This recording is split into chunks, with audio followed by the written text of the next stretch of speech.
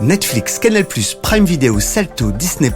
Les plateformes SVOD se multiplient mais rien ne change. Vous vous demandez toujours quoi regarder ? Télé Loisirs vient à votre rescousse chaque semaine dans À la demande, le podcast qui vous permettra de lancer le bouton play en toute sérénité. Bonjour à tous et merci d'écouter À la demande, le podcast de la rédaction de Télé Loisirs consacré à toutes les plateformes de streaming. Je suis Laurence Gallois et j'ai le plaisir d'animer cet épisode consacré à l'une des nouveautés de la semaine sur Netflix, Inventing Anna, la nouvelle série de la productrice américaine Shonda Rhimes. Elle sort le vendredi 11 février et comme elle devrait faire beaucoup parler, À la demande lui consacre un épisode pour en débattre. Mes deux invités du jour sont Stéphanie Fuso et Roxane Mansano. Bienvenue à toutes les deux. Salut. Bonjour. En fin d'émission, nous découvrirons la série coup de cœur de l'actrice Claudia Tagbo. Vendredi 11 février, Netflix lance une toute nouvelle série annoncée depuis longtemps. Cela fait partie de ses gros lancements en ce début 2022. Inventing Anna est la nouvelle création de Shonda Rhimes, la productrice américaine à qui l'on doit des succès comme Grey's Anatomy, mais aussi la chronique des Bridgerton qui reviendra le 25 mars sur Netflix pour une saison 2. Inventing Anna, c'est l'histoire d'Anna Delvey, une jeune femme qui a réussi à escroquer l'élite new-yorkaise en se faisant passer pour une riche héritière allemande. L'histoire est racontée à travers l'enquête que mène une journaliste à son sujet, et c'est une histoire vraie. Elle s'appelle Anna Delvey, ou Anna Sorokin, personne ne sait vraiment. C'est une héritière méga richissime allemande ou une fille complètement fauchée. Les chefs d'accusation, tout est dingue. Roxane, Stéphanie, tout d'abord, qu'est-ce que vous avez pensé de la série ? Est-ce qu'elle vaut le détour ? J'attendais beaucoup de cette série, justement parce que c'est un fait divers que je trouve assez passionnant, et au final, je suis plutôt déçue. Je suis même très déçue, parce que je trouve que la série passe totalement à côté de son sujet, en fait, en faisant quelque chose de très formaté. On comprend pas bien le personnage, on comprend pas bien ses motivations, et je trouve que la recette Shonda Rhimes, elle a peut-être fait son temps avec ses héroïnes hystériques, les dialogues fluff débités à toute vitesse. Après, c'est vrai que l'actrice principale, Julia Garner, est plutôt convaincante. Mais j'attendrai plutôt le documentaire HBO qu'ils vont faire sur Anna Delvey Tex Manhattan, et j'espère qu'il sera dispo sur OCS. Julia Garner, que les fans d'Ozark, dont la saison 4 vient de sortir sur Netflix, connaissent pour son rôle de Ruth Langmore. Et effectivement, c'est elle qui incarne l'héroïne Anna Delvey, et qui l'incarne très bien, peu importe ce qu'on peut penser de la série par ailleurs. C'est vrai que je pense que ses talents d'actrice sont démontrés dans cette série.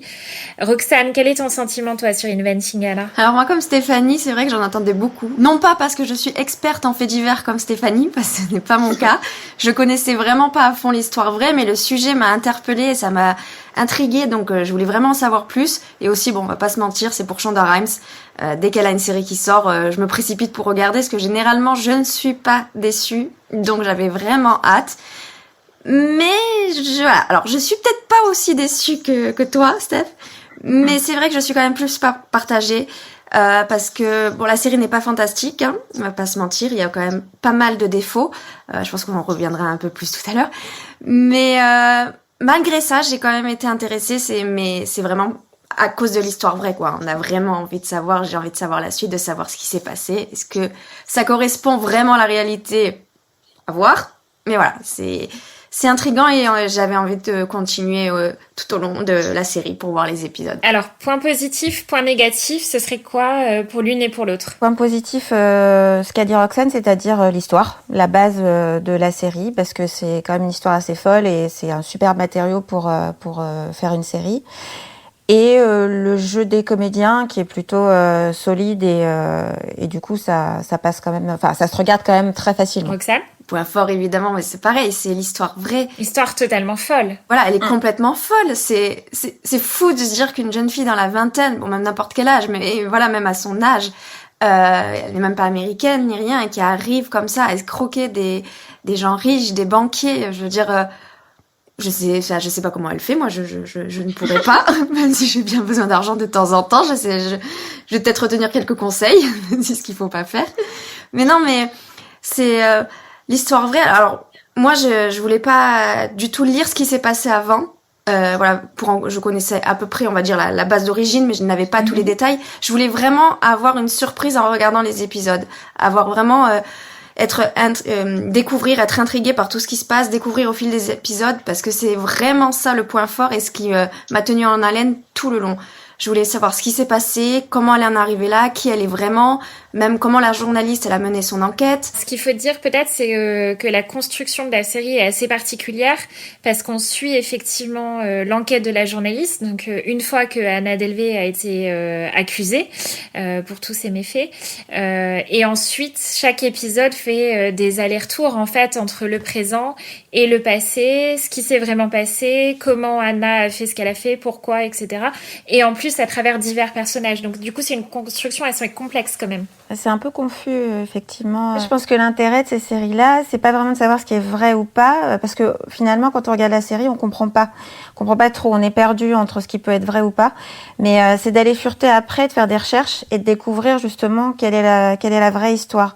Et ensuite de faire le comparatif, parce qu'une fiction, pour moi, ça doit raconter une histoire et puis provoquer des émotions. C'est ce qu'elle essaye de faire avec cette construction.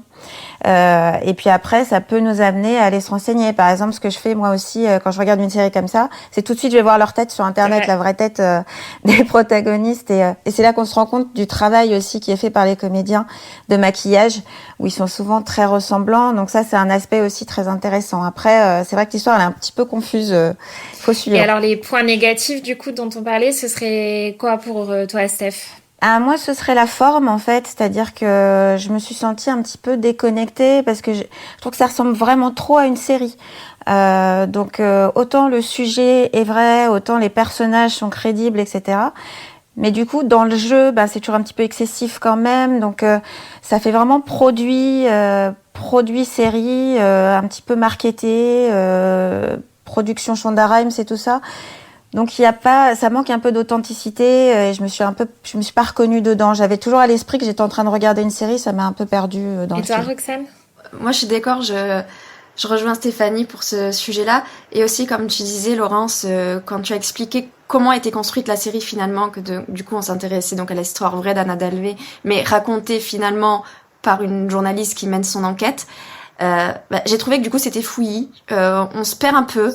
On sait plus trop où on en est de temps en temps dans la vie de la journaliste ou ce qui se passe pour elle de son côté, de son enquête ou même dans sa vie personnelle. D'un autre côté, on retrouve Anna Delvey en prison, on a son discours à elle, puis le retour dans le passé, puis on retourne dans le présent avec les gens qui finalement qui ont connu Anna Delvey ou qui se sont fait escroquer, etc., qui racontent leur histoire.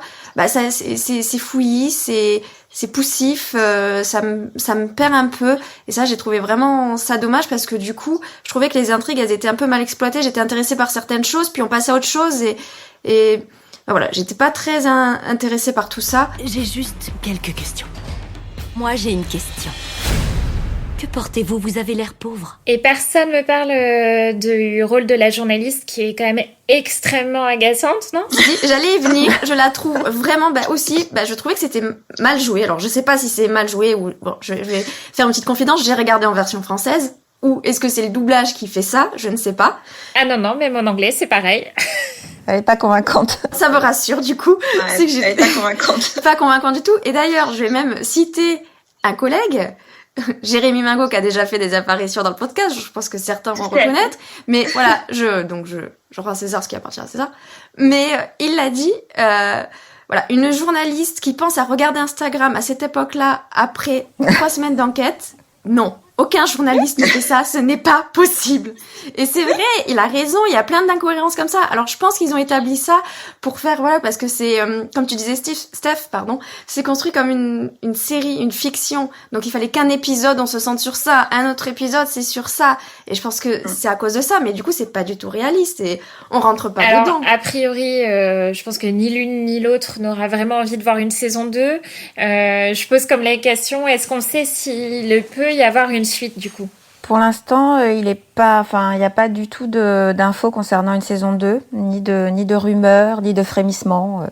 Je n'ai pas, j'ai pas entendu dire que ça allait continuer. Après, comme d'habitude, ça dépendra sans doute du succès de la série, de la manière dont ils ont aussi terminé la saison 1, parce que nous, on a pu voir les 6 premiers épisodes, mais du coup, pas les 2 derniers. Donc, effectivement, est-ce qu'ils ont bouclé l'histoire en une saison? Ça, on le découvrira le jour de la sortie, ce vendredi. Alors, on le disait en préambule, Inventing Anna est loin d'être la seule série de Shonda Rhimes disponible sur les plateformes de streaming. D'ailleurs, si vous regardez Inventing Anna, vous allez reconnaître des visages connus des séries de Shonda Rhimes qu'on a pu voir dans Scandal ou Grey's Anatomy notamment. Alors, si on aime ce genre de fiction, les filles, qu'est-ce qu'on peut regarder et sur quelle plateforme ? Alors, si on aime Shonda Rhimes, moi, mon coup de cœur, ce serait évidemment la chronique des Bridgerton.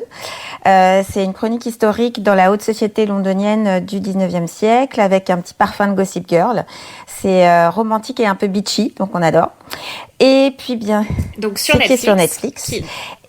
Avec une saison 2 bientôt. Qui arrive en mars.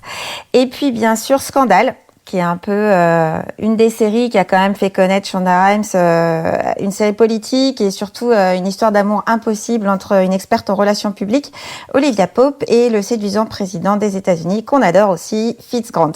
Alors c'est hyper excessif, ça parle à 1000 à l'heure, mais là c'est tellement too much que ça devient jouissif en fait. Et c'est sur Disney+. Voilà, la première série que je conseille, je sais que c'est la série préférée de tous les temps, Stéphanie. C'est Grey's Anatomy, je suis désolée, je peux pas passer à côté de cette série quand on aime Shonda Rhimes. En plus, bonus, elle est disponible sur beaucoup de plateformes. Disney+, Salto, Amazon Prime Video. Donc faites-vous plaisir, il n'y a pas de jaloux. Quand on parle de Shonda Rhimes, pour moi, il y a Grey's Anatomy qui vient. Bon, on connaît tous, c'est centré sur Meredith Grey, avec des internes, comment ça se passe dans un hôpital, avec plein d'histoires d'amour, des rebondissements, beaucoup de catastrophes. En même temps, je pense qu'il n'y a jamais autant de catastrophes dans un hôpital, et aussi à propos de l'héroïne, parce qu'il y en arrive vraiment tout le temps. Mais j'adore, je me passionne toujours pour ces histoires, j'ai envie de savoir ce qui se passe, et on peut dire ce qu'on veut, mais le personnage de Meredith Grey est quand même très fort, et moi j'adore. Je sais que Stéphanie n'aime pas ça. Mais... c'est quand même le point central des séries de Shonda Rhimes, c'est des héroïnes féminines fortes. Ça passe ou ça casse. Ah oui, moi ça passe. Et Roxane, t'avais un deuxième coup de cœur, je crois. Oui, comme héroïne forte justement. Je pense qu'il y a la série Murder sur Netflix aussi, où le titre original qui est How to Get Away with Murder. Voilà, donc une série qui s'intéresse à Annalise Keating, une professeure en droit pénal et avocate renommée, qui est donc à la tête de son propre cabinet. Et chaque année, en fait, elle choisit certains de ses étudiants pour travailler avec elle dans son cabinet et mener des procès. Et voilà, un jour, ils se retrouvent, donc elle et ses élèves, donc les élèves choisis, impliqués dans une affaire de meurtre. Et là, il faut suivre tout ce qui se passe. Est-ce que le meurtrier est l'un des élèves ou est-ce que c'est un proche de Annalise? Comment Annalise va gérer toute cette situation? Elle est incarnée par Viola Davis. Donc, voilà. Alors, au niveau héroïne forte, là, on bat son plein aussi. Et l'actrice, elle est exceptionnelle. Enfin, chacune de ses prestations, comment elle joue, son regard, c'est... Parce que c'est un peu ça qui m'a manqué aussi dans Inventing Anna. Autant, Julia Garner dans le rôle d'Anna Delvey, je pense qu'il y a pas débat, elle est géniale. J'aurais aimé avoir quelqu'un qui fasse plus le poids en face pour jouer la journaliste, mais... Je suis d'accord. Gros regret pour la journaliste parce que c'est elle qui aussi porte la série et qui nous emmène justement dans cet univers et on n'a pas envie que ça soit elle en fait. Des héroïnes féminines fortes, des histoires passionnantes, du scandale, des dialogues qui vont à 1000 à l'heure, des acteurs qu'on retrouve d'une série à l'autre. C'est la marque de fabrique de Shonda Rhimes qu'on peut retrouver donc dans Inventing Anna, sa nouvelle série sur Netflix, la chronique des Bridgerton dont on a très hâte de découvrir la suite au mois de mars, mais aussi Scandale sur Disney+, Murder sur Netflix ou encore Grey's Anatomy qui, comme tu le disais Roxane, est donc disponible sur Disney+, Salto et Prime Video. Merci les filles. Et c'est l'heure de la carte blanche de la semaine. Nous recevons l'actrice Claudia Tagbo. À l'affiche de la série de France 2 Le crime lui va si bien, elle nous dévoile son coup de cœur pour une série à voir sur OCS, I May Destroy You. C'est une jeune femme d'origine anglaise, enfin noire, qui parle de son viol. Ça m'a pris au ventre. C'est la façon, la finesse dont ça a emmené, la façon dont elle parle, c'est comme un journal, c'est vraiment comme un journal intime de ce parcours-là qu'elle fait dans la série. Elle échange, elle boit et tout d'un coup elle se rappelle qu'en fait elle a été violée quoi. Et comment elle emmène ça petit à petit. Et il y a la scène avec sa mère qui est cette femme qui est toujours dans l'attente de son père qui vient alors qu'il sait qu'elle a une double vie. Enfin, il y a tout autour, comment c'est amené, comment c'est écrit, comment c'est filmé. Elle m'avait vraiment touchée. Voilà, c'est déjà la fin de ce podcast. Merci Stéphanie et Roxane d'être venues nous rendre une nouvelle visite. C'est toujours un plaisir. Oui, on vient toujours avec plaisir dans cette émission. Le plaisir est toujours partagé. Merci à vous de nous avoir écoutés. N'hésitez pas à nous soutenir en likant et commentant l'épisode sur les réseaux sociaux. Rendez-vous la semaine prochaine pour un nouvel épisode d'À la demande. Vous pouvez retrouver ce podcast sur Deezer, Spotify, Apple Podcasts et toutes les plateformes de podcast.